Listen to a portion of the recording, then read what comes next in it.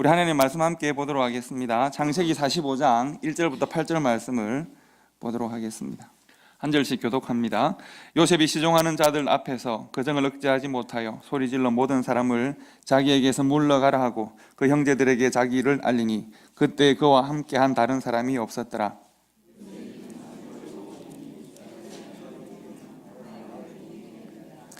요셉이 그 형들에게 이르되 나는 요셉이라 내 아버지께서 아직 살아 계시니까 형들이 그 앞에서 놀라서 대답하지 못하더라.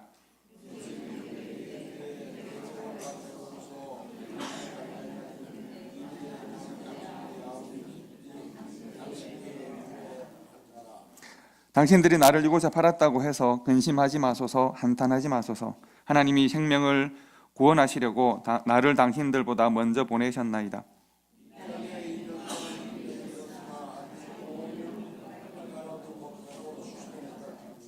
하나님이 큰 구원으로 당신들의 생명을 보존하고 당신들의 후손을 세상에 두시려고 나를 당신들보다 먼저 보내셨나니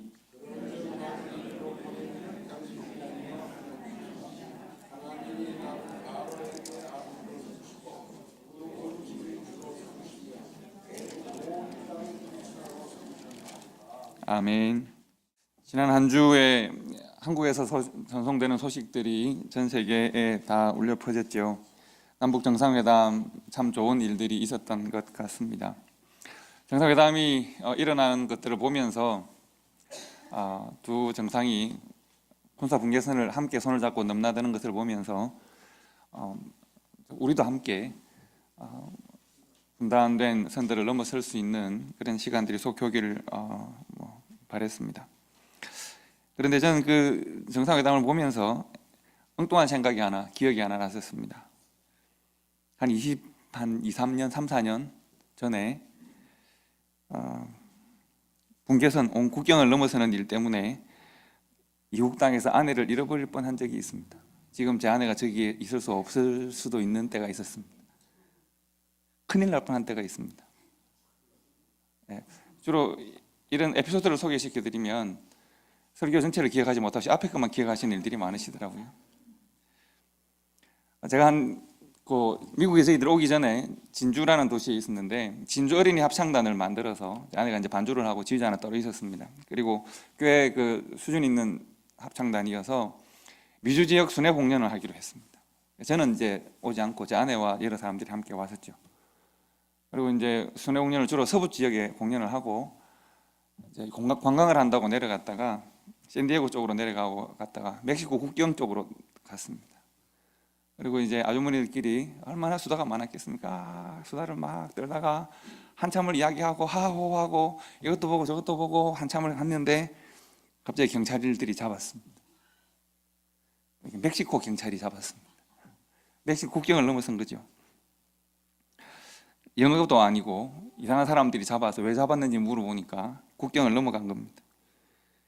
합창단 단원들과 애들과 가족들이 다 저기에 있고 우리는 바로 가까이에 있는데 이제 넘어서면 안 되는 곳을 넘어섰기 때문에 돌아갈 수가 없는 거죠. 어떻게 됐을까요? 한 발짝만 넘었으면 국경인데 국경 이쪽에서 이제 잉잉 울고 막 그렇게 된 거죠. 여러분 이번 지난주에 문재인 대통령과 김정은 국무위원장이 만나서 아마 서로 악수를 하고 손을 잡고 함께 걷는 모습을 보셨을 겁니다. 분계선이 보니까 군사 분계선이 한 50cm쯤 되더군요. 요만한. 그것도 오래돼가지고 블록이 갈라져 있기도 한 금도 가 있는 50cm 정도 되는 이것이 무엇이라고 정말 넘기가 힘들었습니다. 사실은 저기를 넘어서면 어떻게 될까요? 넘어서면 이제 법으로 잡혀서 감옥에 가는 그런 그야말로 한 걸음만 넘어서면 되는 저것이 남한과 북한을 각 나라로 분단의 선이었습니다. 두 사람이 서로 저렇게 손을 잡고 덕담을 나누고 문재인 대통령이 앞으로 이렇게 인도에서 김정은 위원장이 넘어오고 또 넘어와서 함께 남한 땅을 밟고 이렇게 넘어서면 되는데 우리가 너무 오랫동안 못 넘어섰습니다.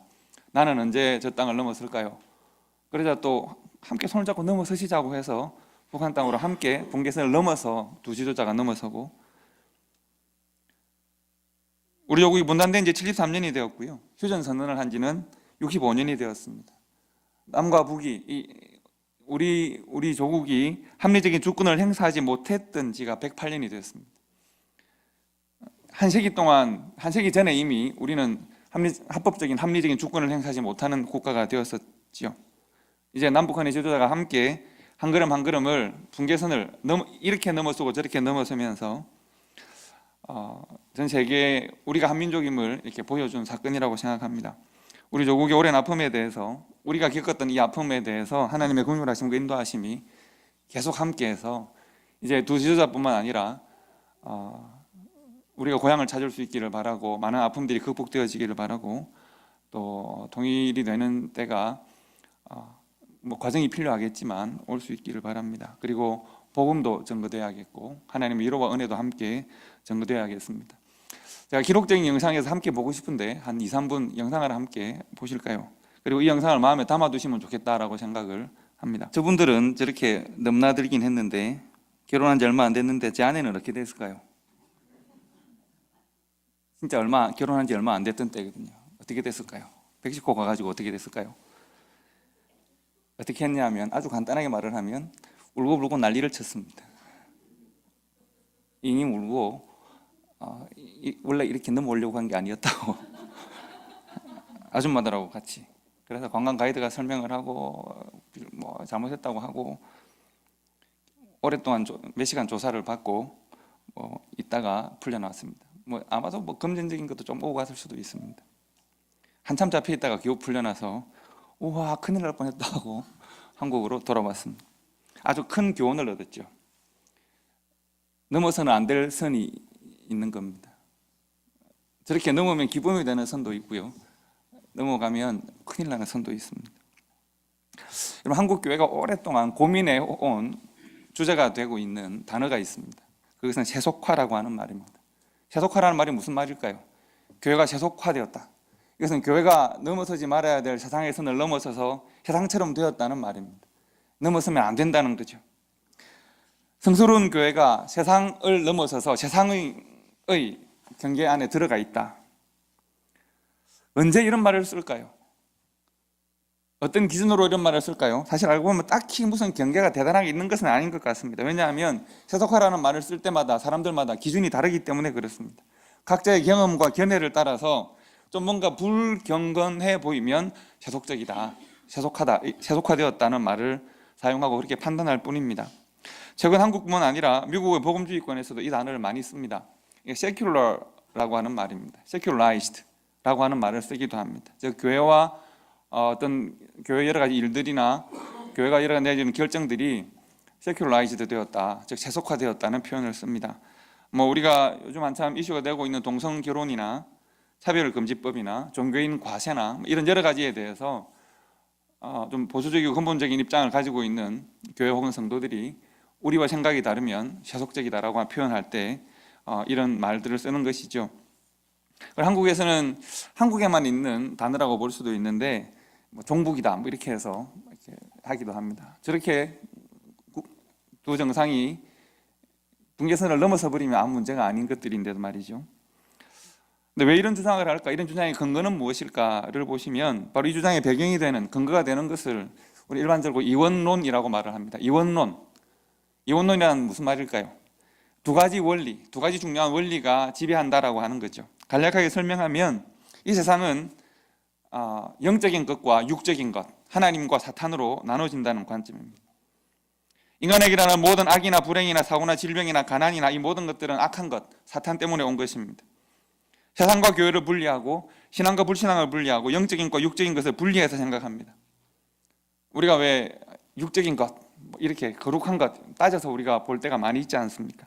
그러다 보니까 우리는 하나님의 사람들이고 교회이니까 스스로를 좀 거룩하게 보이고 싶고 거룩하게 보이려는 노력들을 많이 하게 됩니다. 우리의 말이나 행동들을 그렇게 우리가 할 때가 많이 있습니다. 여러분 좀 안 그렇습니까? 좀 그럴 때가 있죠. 그러다 보니까 우리가 좀 경건해 보이지 않으면 저런 세상적인 생각을 한다고 판단을 하기도 하죠. 제가 지난주에 저희 교단의 이제 선교위원회 모임을 회의를 하고 왔습니다. 뭐 좀 여러 가지 다뤄야 될 중요한 문제가 있어서. 근데 이제 저하고 같이 방을 쓰던 그 선배 목사님이 계신데 말씀도 아주 잘 전하시고 기도를 하면 뭐 정말 기도의 은혜를 받는 분이고 또 그 회의의 모든 주제를 다 주관하시는 그런 참 말씀을 참 잘하시는 분이십니다. 그리고 뭐 아주 거룩하십니다. 근데 큰 특징 중에 하나가 이제 그 목사님 큰 특징 중에 하나가 주여를 잘 사용하는 주여. 주여라고 하지 않고 죽은 사님을 부르는 건 죽은 사님 아닌데 주여 이렇게 말을 주여 이렇게. 근데 이게 저는 그게 잘 안 되는데 어쨌든 뭔가 설득력 있게 주여 하는 그 버릇이 있습니다. 그래서 근데 뭐 기도를 할 때도 우리가 하기도 하고 하잖아요. 근데 이분이 말끝마다 이제 주여, 차에서 내릴 때도 어이구 주여 하긴. 그리고 깔깔깔 웃다가 이야기하다 깔깔깔 우리가 웃을 때가 있잖아요. 아하하하 아이고 주여 이렇게 하실 때가 있고요. 그래서 제가 어디까지 주여를 하는지를 제가 옆에서 봤는데 그 숙소가 방음이 잘 안 돼가지고 화장실에 갔을 때도 화장실에서도 계속 주여 소리가 들려가지고 화장실에서도 주여 소리를 반복하는 것은 뭐 습관이어서 제가 그분을 판단하고 싶은 생각은 없는데 주여 주여 이렇게. 사실 이원론이라고 하는 것은 실은 한국 교회를 가장 크게 병들게 하는 논리입니다. 왜냐하면 이 논리는 너무 맞는 것처럼 보이기 때문에 많이 병들게 합니다. 사실은 이 논리는 사탄과 하나님을 마치 동등한 능력이나 주권을 가지고 있는 것처럼 오해하게 만듭니다. 세상을 하나님과 사탄이 반분하는 것처럼 세상의 영역에 하나님의 영역이 있고 사탄의 영역이 있는 것처럼 이렇게 생각을 하도록 합니다. 천국은 하나님이 지배하시고 오케이 이 땅은 사탄이 지배하는 것처럼 생각을 합니다. 여러분 이 땅에 주권을 가지신 분은 누구십니까? 반쯤 하나님 반쯤 사탄입니까? 그렇지 않거든요.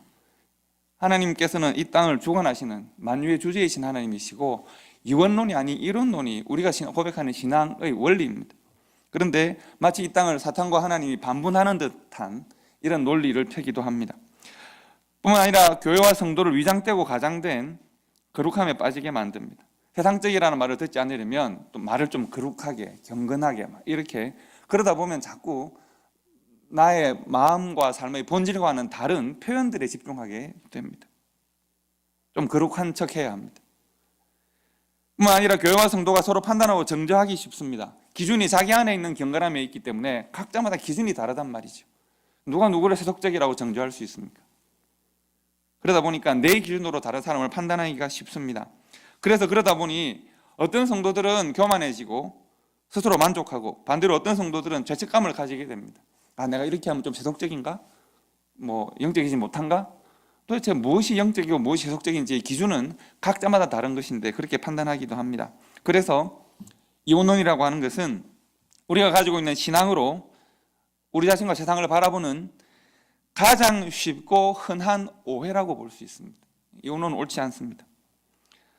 그런데 그럼에도 불구하고 목사님이 저렇게 설교하시니까 그런 것 같기도 하지만 그런데 세상은 또 영적인 것과 육적인 것이 있지 않나? 성경에도 영적인 육적인 것을 말하지 않나?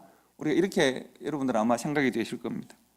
영과 육, 세상 아니면 교회, 하나님 아니면 사탄 맞는 거 아닌가 생각할 수도 있습니다. 오늘 우리가 요셉의 삶을 통해서 한번 고민을 해보시면 좋습니다. 요셉을 한번 보시기 바랍니다. 여러분 요셉 잘 아시니까 그 모든 배경을 다 설명할 필요는 없는 것 같고요. 제가 질문을 드립니다. 요셉의 직업은 뭘까요?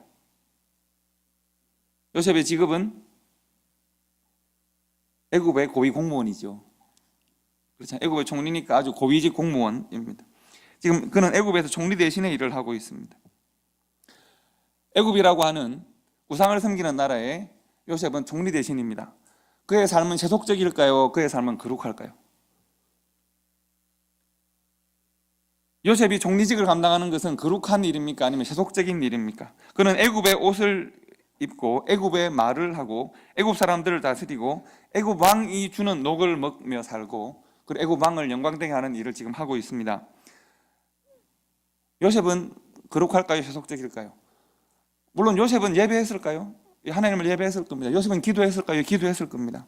자, 그렇다면 지극히 종교적인 나라인 애굽이라는 나라에서 우상을 섬기는 자기들의 우상을 섬기는 애굽이라는 나라에서 예배하고 기도하는 하나님을 예배하고 기도하는 요셉이 총리의 직을 수행한다는 것은 어떻게 조화될 수 있을까요?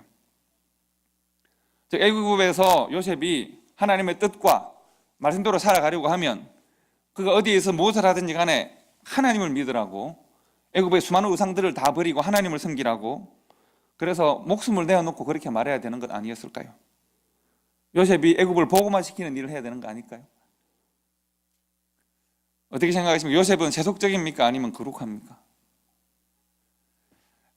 성경에는 요셉에게 하나님께서 부여한 크게 두 가지 역사적 사명이 있다고 말을 합니다. 하나는 출애굽과 관련이 있고 하나는 예수 그리스도와 관련이 있습니다.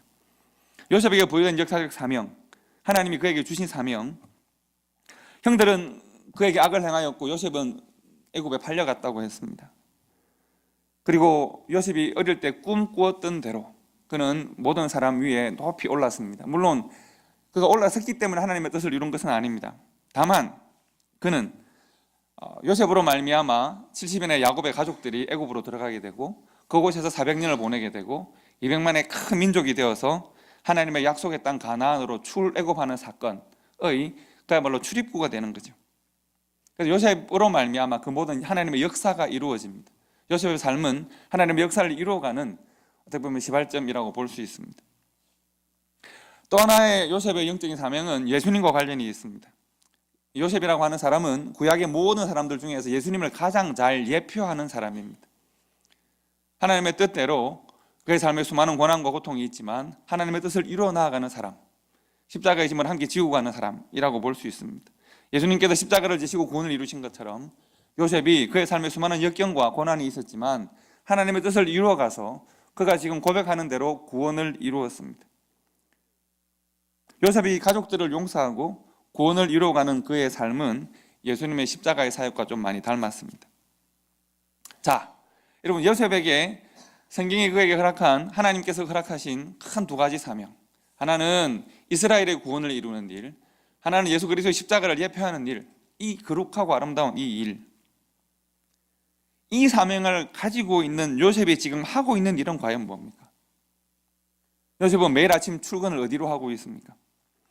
그는 지금 근동제방에 찾아온 7년의 풍년을 통해서 애굽에게 그 다음 다가올 7년의 흉년을 준비하게 했습니다. 7년의 풍년을 통해서 그 다음 7년을 잘 준비했기 때문에 7년 흉년이 들었을 때 애굽은 그 주변 국가 중에서 가장 부강한 큰 나라가 됩니다. 수많은 나라들, 수많은 백성들이 식량이 없어서 애굽에 굴복합니다.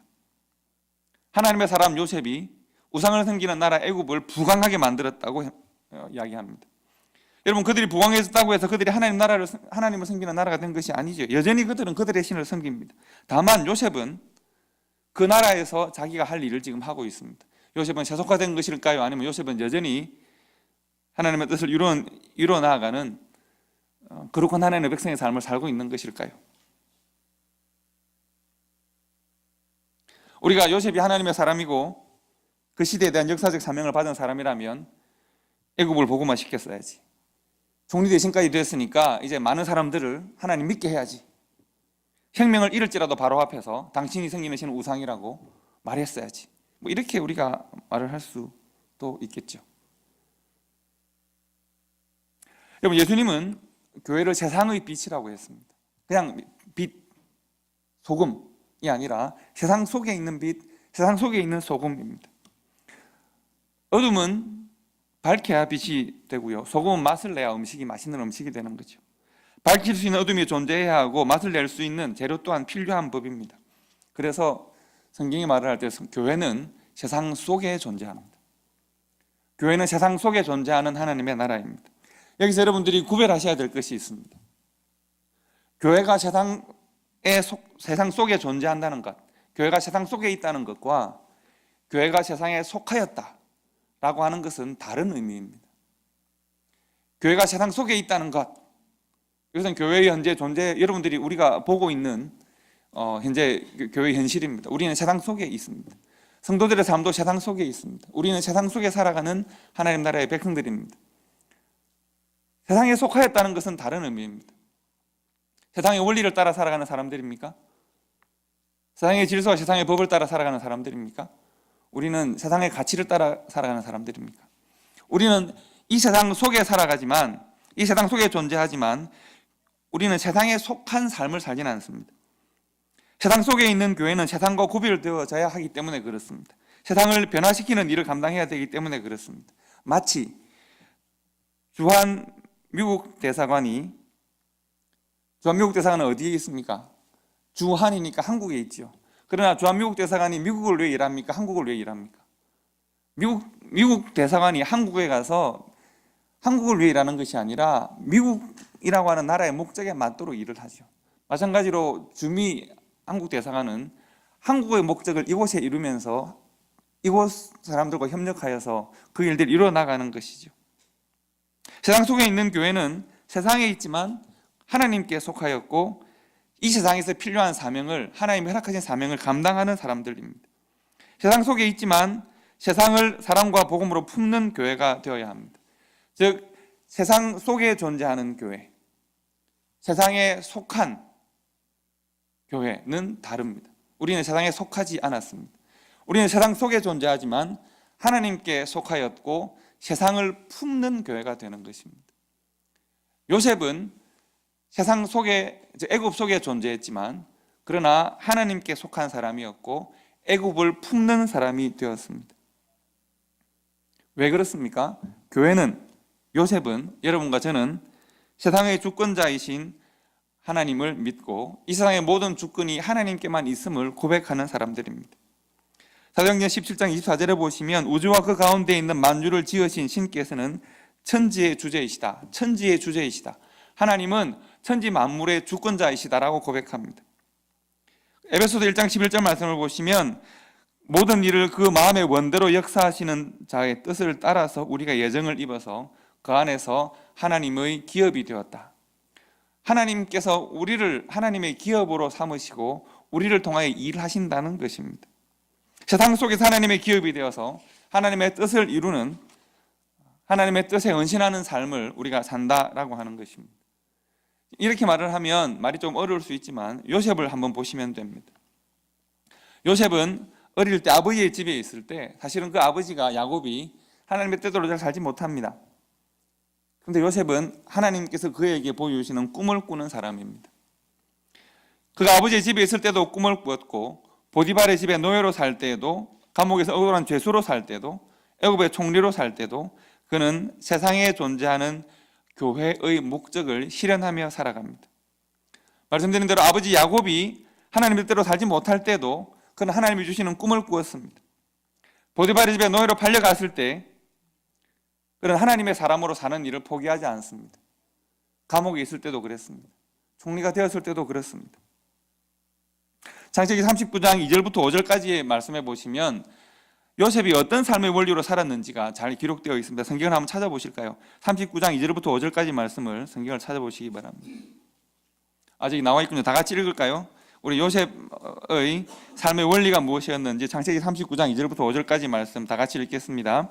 여호와께서 요셉과 함께 하심으로 그가 형통한 자가 되어 그의 주인 애굽 사람의 집에 있으니 그 주인이 여호와께서 그와 함께 하심을 보며 또 여호와께서 그의 범사에 형통하게 하심을 보았더라. 요셉이 그의 주인에게 은혜를 입어 섬김에 그가 요셉을 가정 총무로 삼고 자기의 소유를 다 그의 손에 위탁하니 그가 요셉에게 자기의 집과 그의 모든 소유물을 주관하게 한 때부터 여호와께서 요셉을 위하여 그 애굽 사람의 집에 복을 내리심으로 여호와의 복이 그의 집과 밭에 있는 모든 소유에 미친지라. 아멘. 요셉의 삶의 원리는 무엇입니까? 하나님께서 요셉과 함께 하심으로 하나님께서 그가 형통한 자가 되었다는 것입니다. 그의 주인이 하나님께서 그와 함께 하심을 보았습니다. 하나님께서 요셉을 위하여 그 애굽 사람의 집에 복을 내려주십니다. 요셉 때문에 하나님께서 그 사람의 집에 복을 주셔서 여호와의 복이 그의 집과 밭에 있는 모든 소유에 미쳤다고 했습니다. 보디발의 집에 나타난 하나님의 사람으로서의 그의 정체성, 나는 보디발의 집에 있지만 하나님께서 내게 주신 삶의 원리를 따라 가치를 따라 살아간다 라고 하는 이 정체성이 감옥에 있을 때도 바로의 총리가 되었을 때도 용서를 빌고 있는 형들 앞에서도 그대로 나타납니다. 요셉은 하나님의 뜻이 이루어지는 이 세상에서의 삶의 현장입니다. 요셉은 세상 저만큼에 펼쳐놓은 하나님의 전선입니다. 하나님의 나라와 세상의 전선에 요셉이 있고 요셉은 그 전선을 무력화하는 일을 계속합니다. 하나님의 나라가 요셉을 통하여 계속 증거됩니다. 39장 5절 말씀, 여호와께서 요셉을 위하여 그 애굽 사람의 집에 복을 내리심으로 여호와의 복이 그의 집과 밭에 있는 모든 소유에 미친지라. 요셉이 사는 곳이 바로 하나님의 전선이 되고 그를 통해서 하나님의 영광이, 은혜와 복이 함께 증거됩니다. 요셉은 세상을 품는 성도의 모형이자 세상 가운데 증거되는 교회의 모형입니다. 그의 삶은 세상 속의 교회입니다. 요셉이 교회입니다. 여러분, 요셉의 삶이 교회입니다. 요셉의 집무실이 교회입니다. 요셉이 집무하면서 사람들을 만나고 그가 정책을 펼쳐나가고 그가 하는 모든 일들이 바로 하나님께서 세상에 세우신 교회입니다. 여러분의 집무실이 교회입니다. 제가 미리 답을 알려드리긴 했는데 중요한 질문 하나 드릴까 합니다. 요셉은 하나는 요셉에 대한 것이고 하나는 여러분과 저에 대한 것입니다. 질문, 요셉은 애굽으로 팔려간 것일까요? 보내심을 받은 것일까요? 맞습니까? 팔려간 겁니까? 화이팅. 형들은 어떻게 말을 하느냐 하면 우리가 너를 팔았다고 말을 합니다. 사실입니까? 아닙니까? 사실입니다. 요즘 아주 좋아하는 팩트입니다. 그런데 요셉은 이 팩트를 거절합니다. 형님들이 나를 판 것이 아니라 요셉이 뭐라고 고백합니까? 하나님이 나를 보내셨다고 말을 합니다. 세상은 팩트를 주장할 수 있습니다. 세상은 교회에 대해서도 마찬가지입니다. 세상이 더 큽니다. 그런데 우리가 고백하는 것은 세상의 주권이 누구에게 있다는 것입니까? 세상은 팩트를 말할 겁니다. 세상의 주권은 세상에 있습니다. 그러나 우리는 신앙으로 고백합니다. 주권이 어디에 있습니까? 하나님께 있습니다. 요셉은 하나님께서 나를 이곳으로 먼저 보내셨다고 말합니다. 요셉은 하나님의 목적과 함께 보내심을 받은 사람입니다.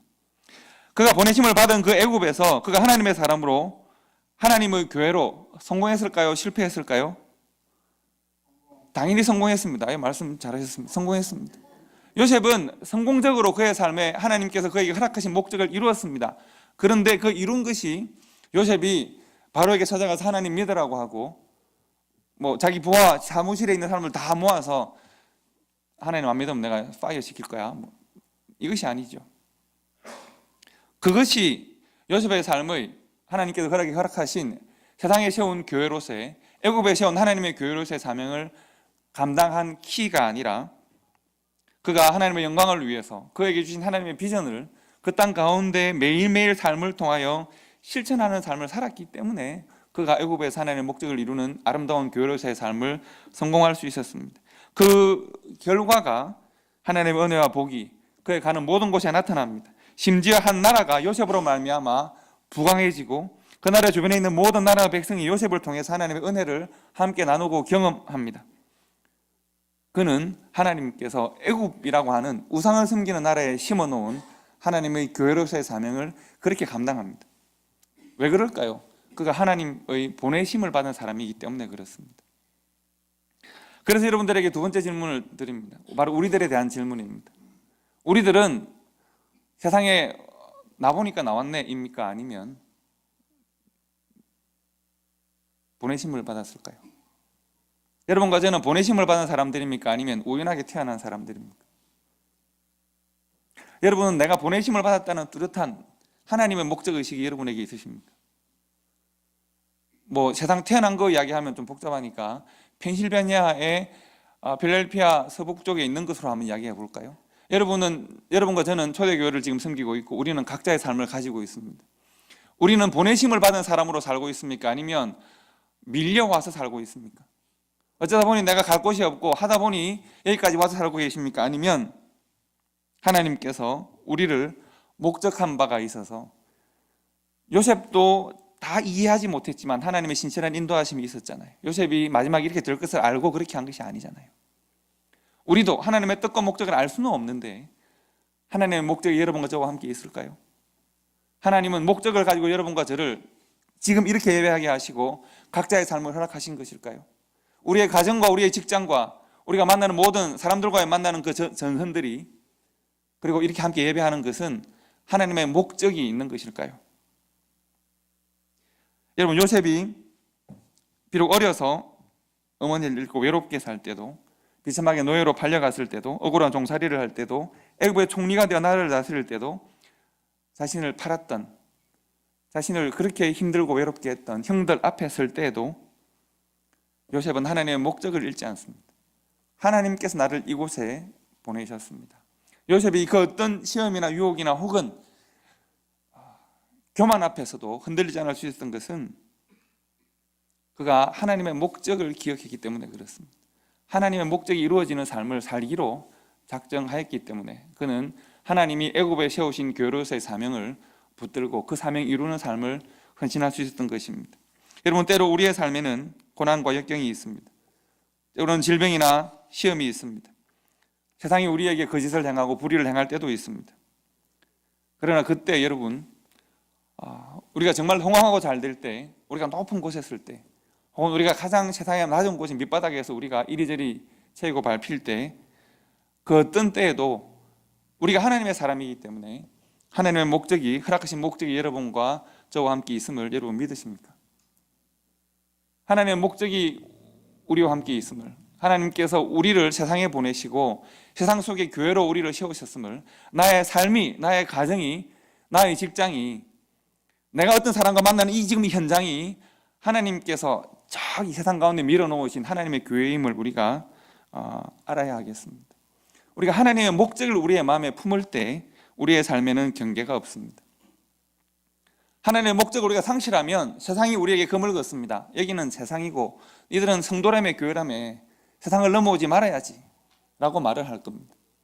그런데 하나님의 목적이 우리 안에 있고 우리가 하나님의 사람일 때 세상과 교회의 경계가 무의미합니다. 우리가 살아가는 모든 곳은 세상 속에 하나님께서 세우시고 품으신 교회의 현장입니다.